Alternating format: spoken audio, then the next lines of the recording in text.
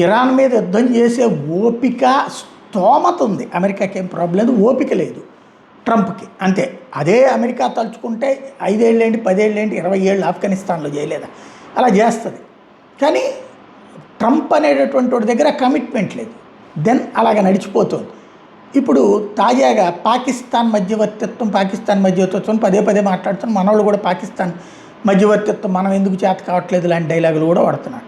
తాజాగా నేను కాల్పుల విరమణ ఎందుకు ఆపాను ప్రస్తుతానికి అంటే ఓ విచిత్రమైనటువంటి పదం చెప్పుకొచ్చాడు. Sir please extend the ceasefire అంటూ last night field marshal Asif Munir, prime minister Pakistan నాకు కాల్ చేశారు, చాలా ఎమోషనల్గా ప్లీజ్ సార్ అంటూ బెగ్గింగ్ చేశారు.